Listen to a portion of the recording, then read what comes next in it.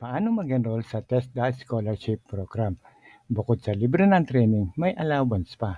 At depende rin sa course, may libre ding mga test kits. Ano ba ang TESDA? Ang TESDA ay Technical Education and Skills Development Authority, isang ahensya ng gobyerno ng Pilipinas na nakatutok sa skills training, technical vocational education at certification o yung tinatawag na NCO National Certificate.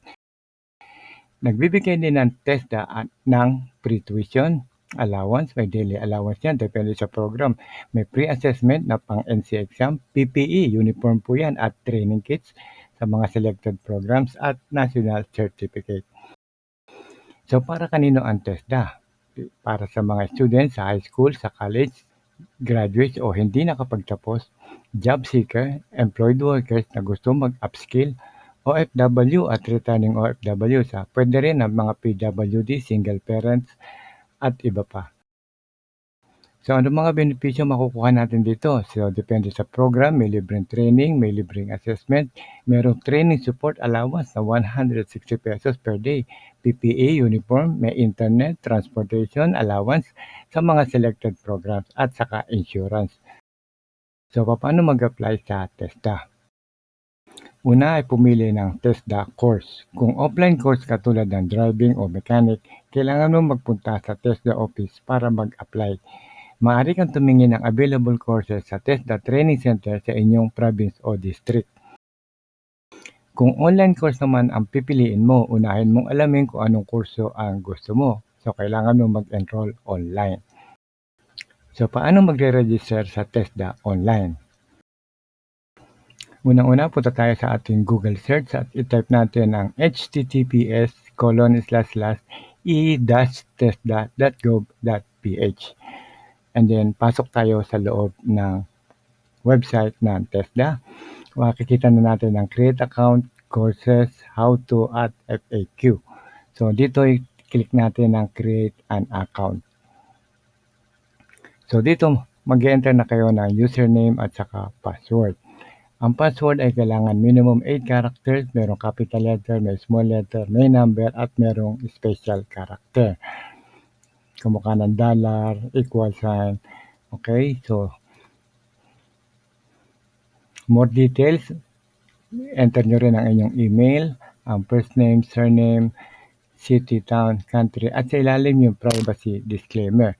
So makikita nyo yung choose, click nyo lang ang agree, and then sa ilalim na ilalim, click nyo lang yung I am not a robot, and then nandun na kayo, okay? Sunod naman yung mga courses. Tignan nyo yung mga courses, kamukha niyan, 21st century skill, automotive, construction, electrical, entrepreneur, meron ding heating, human health, information, lifelong learning skill, maritime, meron din para sa ships catering.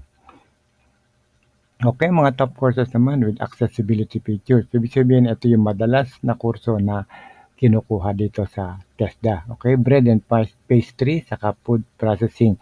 NC2 po pareho yan. Okay, so halimbawa, i-click natin ang food processing. Okay, yan. Under food processing, merong mga courses na iba-iba. Okay, so makikita nyo yan.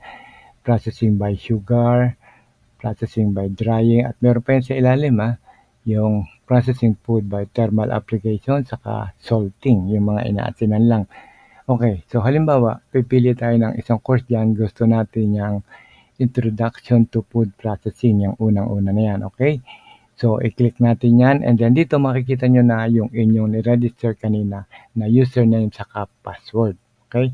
So, i-enter nyo lang dito yung inyong username and password, and then click nyo lang yung login. Dahil may napili na tayong course, so magla-login na tayo ngayon. Login. Okay, so mapapansin nyo dyan sa gitna, enroll me. Okay, ibig sabihin, nasa loob na tayo ng ating course at mag-enroll na tayo. So, click nyo lang yung enroll me at papasok na kayo sa mga topics niyang course na yan. Yung Introduction to Food Processing. Okay? Then, subukan naman natin ang bread and pastry production. Mga top courses po yan. Ayan, halimbawa, ayan nasa ibabaw na yan. So, i-click natin yan, paggawa ng cake. Makikita nyo rin sa gitna yung Enroll Me. Okay, so kung gusto nyo yan, click nyo lang yung kulay blue na yan, yung Enroll Me. At bibigyan na sa inyo ang eksaktong course.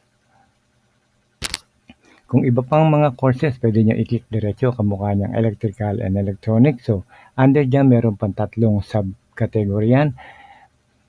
Meron yung introduction to computer servicing, installing and computer system, and configuring, saka setup ng network. So, pili lang kayo ng isa dyan. Halimbawa, introduction to CSS. Okay, actually, naka-enroll na ako dyan, kaya hindi nyo na makikita yung enroll me. So, balik tayo. Tayo sa pangalawa, installing and configuring computer. Ayan, makikita nyo enroll me. So, click nyo lang yung enroll me at automatic na naka-enroll na kayo dyan sa kurso na yan. So hanggang dito na lamang at sana ay nakatulong po muli kami sa inyo. So huwag nyo lang po kakalimutan na mag-like, comment at share nyo na rin ang magandang balita na to. At maraming salamat po at huwag nyo lang kalimutan mag-subscribe sa ating channel.